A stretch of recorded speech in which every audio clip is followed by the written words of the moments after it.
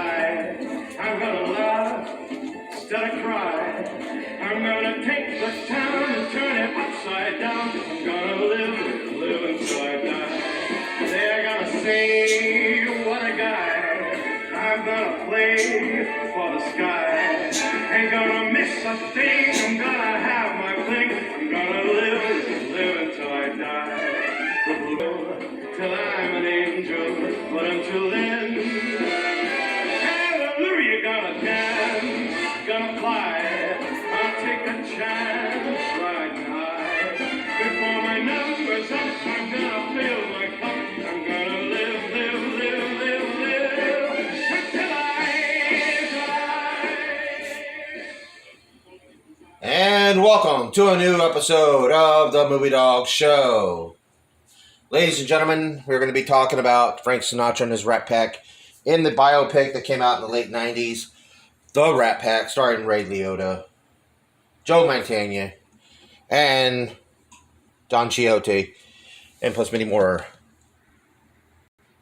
And don't forget, folks, do support this channel and subscribe. And while you're at it, hit that thumbs up. You can also like us on Facebook. Check us out, folks. Now on with the show, baby. Hey, everybody. Well, we're going to be talking about the Rat Pack film that came out back in 1998. That was an HBO film. It starred Ray Liotta as Frank Sinatra, Joe Mantegna as Dean Martin, Don Quixote as Sammy Davis Jr., Angus Mandlefeld, I hope I said his name right, as Peter Lawford, and as Joey Bishop, played by Bobby Staton. William Peterson, who you all know from CSI, played JFK in the film. It was this movie. I have to say, this movie was so anticipated that year when HBO announced that it was going to do it. Like in I want to say late '97. It was when I saw it and then started seeing the trailers. I'm like, I've got to see this because I was such a fan of the Rat Pack and the Sinatra and their films as a kid because my dad would watch them a lot, and so it was a different time in the world. Some people will now say that that is definitely an era gone. Of how celebrities were, royalty basically in this country. Sadly, that you don't have movie stars anymore. It seems like I think the closest we got is possibly, I guess you would consider George Clooney, Brad Pitt, and a lot of them in that category, Julia Roberts, and but not like the stature of what the heirs were in the late 1950s through the 1960s when it came to Hollywood. Hollywood there were so many memorable movies and television shows, and pop culture really started to was in its infancy. I would say the pop culture that we know kind of started in the 70s for my generation. But when it came to the Rat Pack, when it came to for the baby boomers and a lot of those guys who were coming back from World War II, Frank Sinatra was king. It was just, I can only imagine what it was like to live in that era. I mean, I always felt like I should have lived in that era because I was always drawn to a lot of the designs of certain housing or the architecture of the inside and outside of a house, or the furniture, or if I had my choice, a lot of my TVs or my furniture would somewhat resemble the style of what I guess you would call it the crooner life, or whatever that style was that the Rat Pack oozed out of their self-image and their public image and personas. But this movie really digs deep into the who they really were as a people, as a person, and as an individual themselves, and that there was a camaraderie of friendship there, and also tension in those friendships, racial boundaries, when it came to political views, or when it came to who your friends are, your guilt by association. Sinatra had a lot of mob-tied friends who had always, helped his career, and the guy was loyal to them because, that's what you do. When your friends do stuff for you, you try your best to be loyal to them and help them out when they need you. But I have to say, though, this film is just a damn good film altogether. Of course, I'm sure it's dramatized to some point, but it does also, as I said, shows the struggles that these gentlemen had. Now, with the exception of the character Joey Bishop, if you see right here, just a second ago on the screen, he wasn't much of a factor. He was just, there, to fill up a little bit of screen or make a wisecrack. It wasn't much of Joey Bishop's personal life shown, if not at all, in this film. I'm sure there was filmed for the movie, but they decided to ultimately, trim that part up. Joey Bishop was pretty much the MC of the group and the stand-up comedian. But Peter Lawford, he was married to Ethel, I believe it was Ethel Kennedy, JFK's older sister, and that was Sinatra's segue into the political arena. He wanted to be bigger than what he already was. I mean, he wanted to. The man who has everything, what can you give him? But they always want a little bit more, a little more respect, I guess. And I mean, trust me, Frank Sinatra, you could walk in a room and people would, women would throw their panties, or probably men would throw their wallets and everything, like just to show a sign of either gratitude or respect for Frank Sinatra. I have to say, Ray Liotta, as always, delivers a great performance as Frank Sinatra. Didn't look like Frank Sinatra a lot, but he did. He got a lot of the mannerisms, and he looked like he had fun. You could tell these guys had a lot of fun playing this movie. It was Don Quixote won a Golden Globe for his performance as Sammy Davis Jr., which rightfully so. I mean, Don Quixote put himself into this movie, and the man danced and did all the mannerisms of Sammy Davis Jr. to a T. I mean, I kid you not, you could put them in scene comparison side by side, and if you just don't know who you're watching, you think it's the same person. Joe Mantegna, sorry. Tongue-tied here today. Joe Mantegna. What can you say? He great character actor, a lot throughout the 80s and the 90s, and really started hitting his stride with some really good roles. And he's here playing Dean Martin, who, you asked me, is one of the tragic of the figures. It shows some of his isolation, how, when you do see him with his family, he kind of isolates himself. He's probably suffering from manic depression or something of that nature. Something, that, got misdiagnosed because people just didn't talk about or deal with that back in the day. But, again, he delivered it in spades, and it was pretty much like an impersonation of Dean Martin. But, he did deliver it. It's kind of hard to do Dean Martin. If you're doing Dean Martin, it's basically a spoof if you're going to try to perform Dean Martin. But Joe Mantegna really got it, and got the language and the lingo that Dean Martin would use when it comes, with the terminology that they've had. I'm not even going to try to, well, I'll probably try it. And the zukuhu and the kukuku and all the crazy talk that, that was part of the culture of the times when it came to those inner circle of society. But it was again when it came to the actor who played Peter Lawford, Angus McFadden. I didn't know too much about him. Even from then to now, I haven't really seen him in anything. If I haven't really noticed, I'm sure he's probably still working. But he played the Peter Lawford because not much was ever.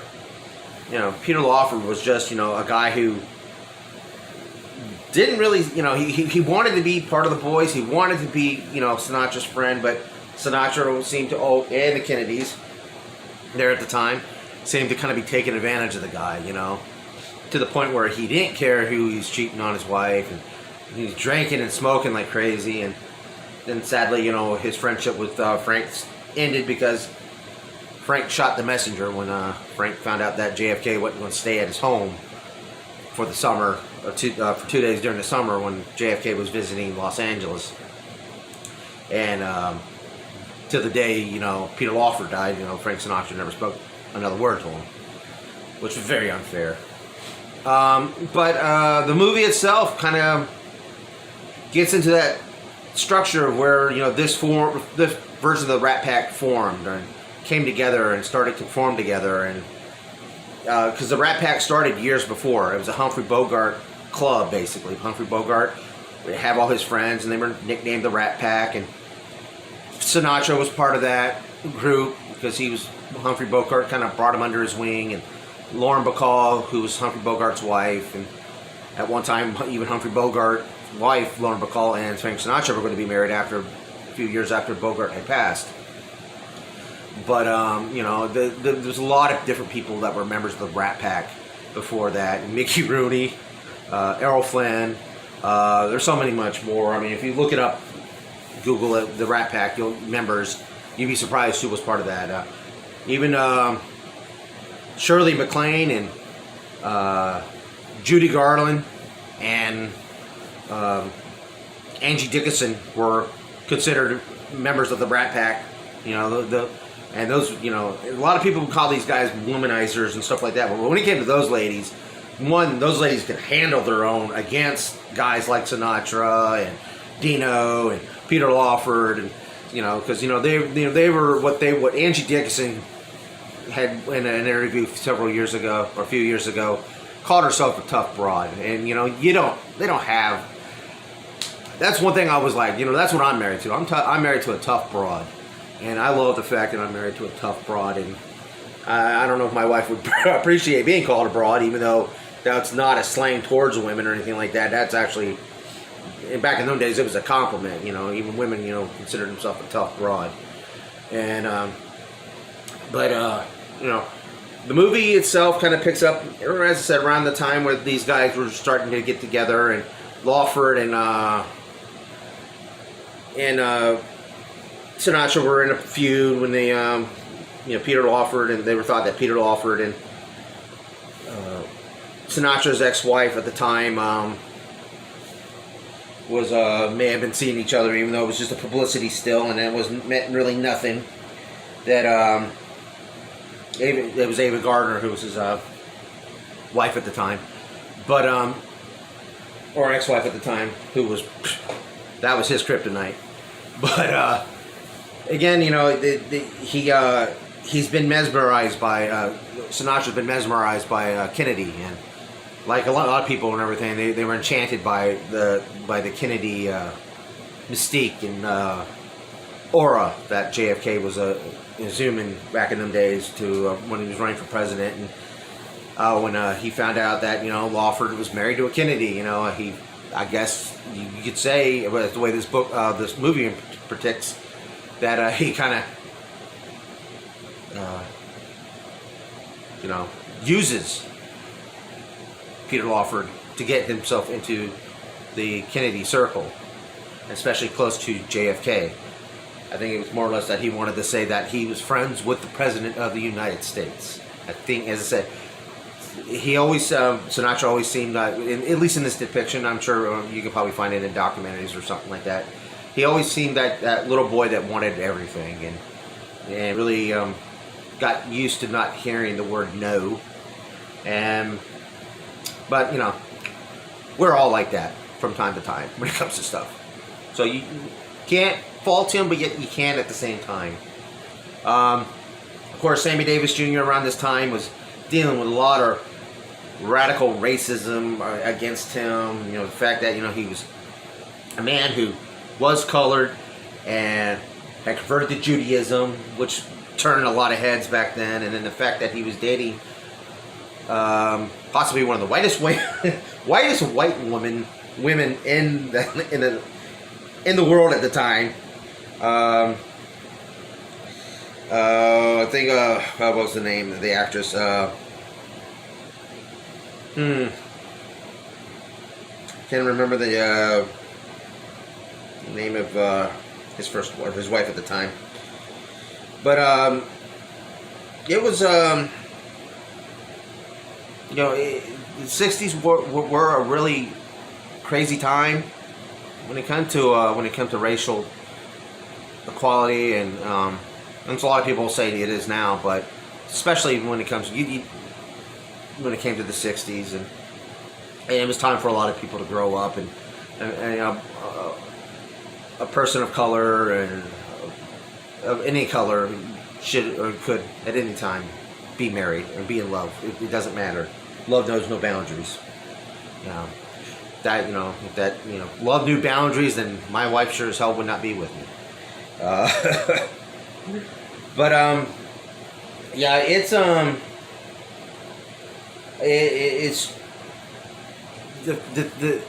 the thing about this is that really what makes this movie really move and spin and turn the wheels is the whole thing where, you know, Sinatra had got the guys and started pushing to really help John Kennedy get elected, and that's really the main basis of this film, where Sinatra pushed and rallied Hollywood, pretty much all of Hollywood, into the Kennedy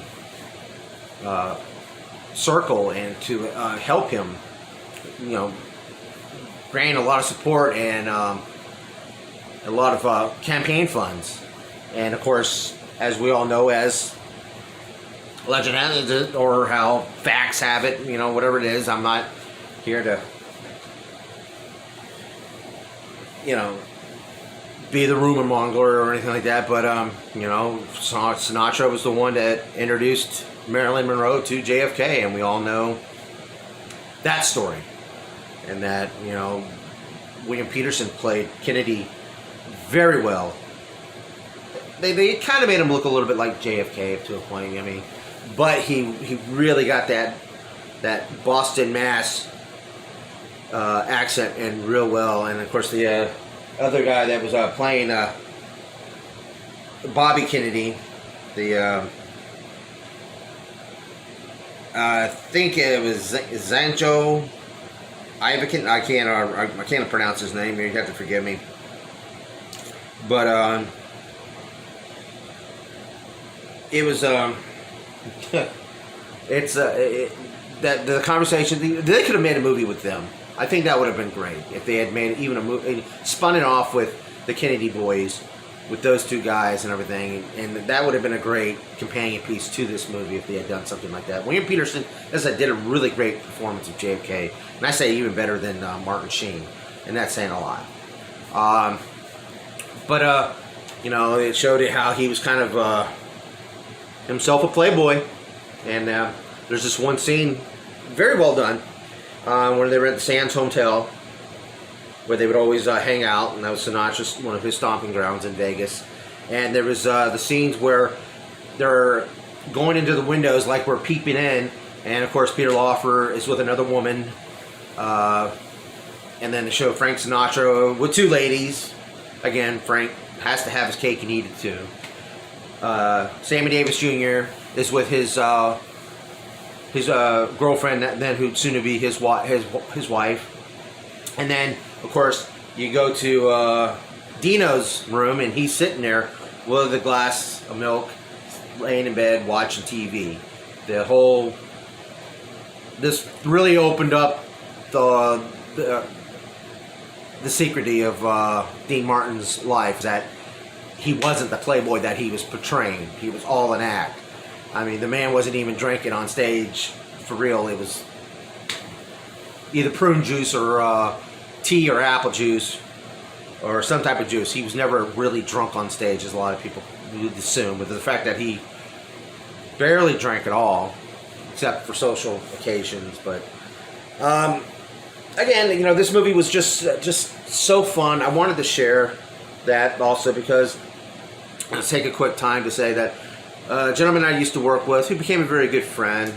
Sadly, we kind of lost touch the last few years since I've been. I had had some medical issues and had to go on LOA. And sadly, he went on an LOA shortly after me, but I recently found out that he had passed away. And we used to talk about the Rat Pack all the time, and he lived around that time. You know, he was a young man around that time, and he would tell me how glamorous and how crazy and how fun the 60s and the 70s were, and you know, he was a man of many tastes when it came to music as well, like me. And I took latched on to him real well when we got to know each other a lot better, and we'd sit and talk during our breaks or lunch or whenever. And you know, he was just a really great guy. His name was Johnny, and I'm dedicated. If you've seen at the top of the video, I put a little dedication. He was on maintenance at my store, and he was a hell of a guy.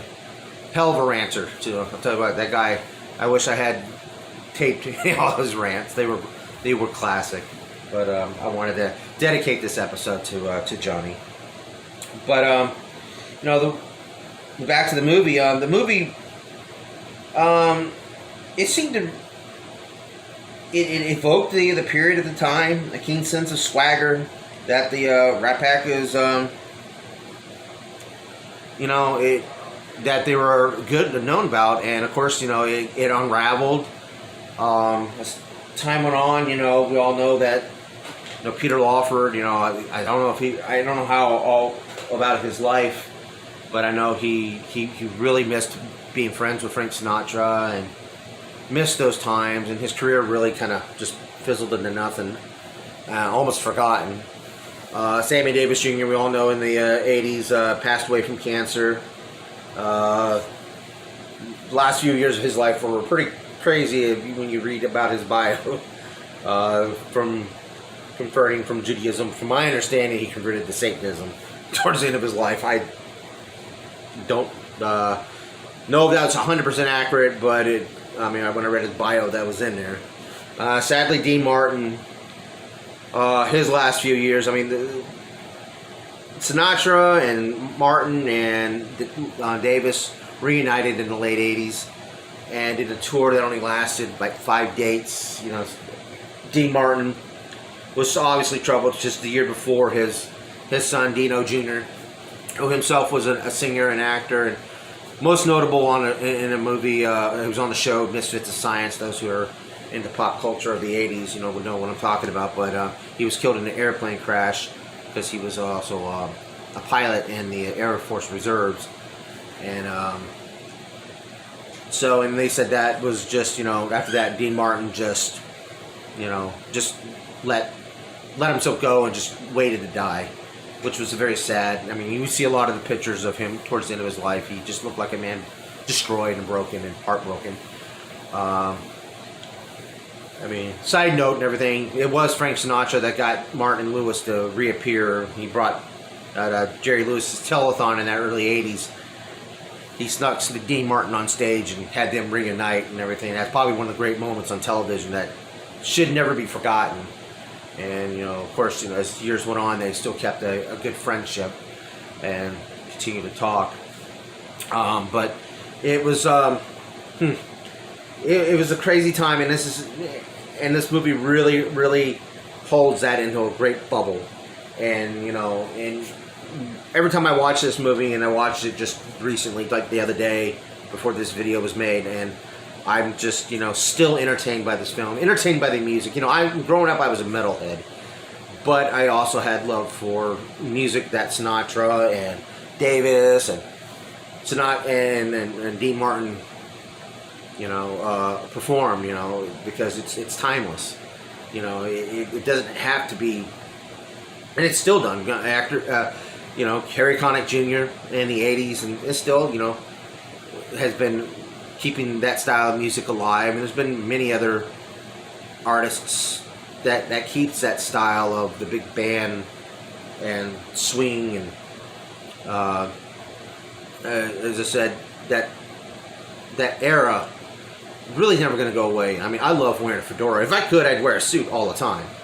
I'm normally, one of my favorite, clothes are like what I guess you would consider them bowling shirts, or look like bowling shirts, but those were really big back in the '60s, and still are today. But I like that style, and I love wearing a fedora whenever I can, and I wouldn't mind wearing a zoot suit or a suit of that Sinatra, as you can see here, Ray Liotta's wearing. I don't know much about the tuxedo. I've only worn a tuxedo twice, or if not 3 times in my entire life. But it's style that's just not there. It doesn't show the elegance, and women would dress so elegant too. And not that I don't mind, the way women dress, nowadays, but that elegance and that type of royal type of look, prestige. When a woman glams herself up, it's a rare thing. It doesn't have to be all the time, but back in them days, there was just, there was something about that elegance. But again, I can talk about this movie all day. I mean, there's so much to talk about. I don't want to really give it into a review. I just want to talk about my love for this film, and that if you haven't seen The Rat Pack, do check it out. I really didn't mean to spend almost 30 minutes talking about this. I wanted to make this a quick bite, but I really, love this film. And then, of course, the gentleman Johnny that I mentioned, prompted me to want to watch this. And again, folks, do check this movie out, The Rat Pack. I'm sure you can find it on any streaming service, possibly. Check it out, just look it up. And I was lucky to find it on DVD a few years back. And it's just one of those movies that even my brother, we were both really ready for this film to come out on HBO. We were glad it came out on HBO because we didn't have to leave home. But again, check it out. Rat Pack, starring Ray Liotta, Don Quixote, Joe Mantegna, as members of the legendary Rat Pack, Sinatra, Martin, and Sammy Davis Jr. Check it out. Awesome film. I give it absolute 5 paws. Alright, folks. Well, that's all the time I got. Again, sorry it lingered on to 30 minutes, but, I love boasting about this film, especially movies that I like. Don't forget to subscribe and hit that thumbs up. Really help the numbers on this, and I want to thank everybody that watched the countdown to the Batman episodes, and any episode that you guys watch in the Movie Dawgs show. I appreciate it a lot. And don't forget that towards the end of the summer, physical media format will return for its final season. Alright, folks, that's it for now. Again, subscribe, hit the like, hit the notification. This has been the Movie Dawgs show. Thanks for watching, and please keep on watching, baby.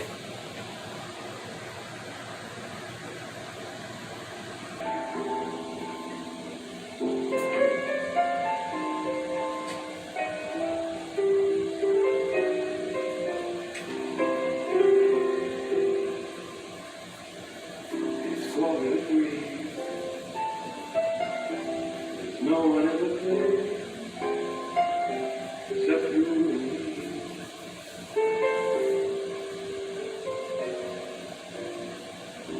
Outside of my door, I got a little story I think you should.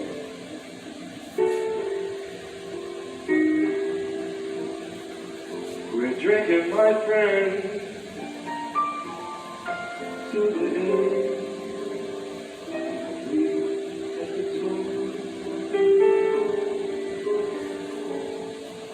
Make it one.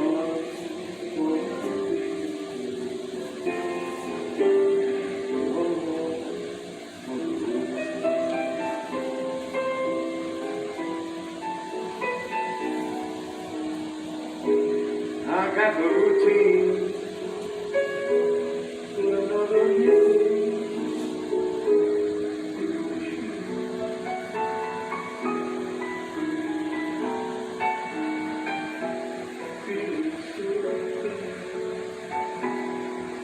God, you made for me.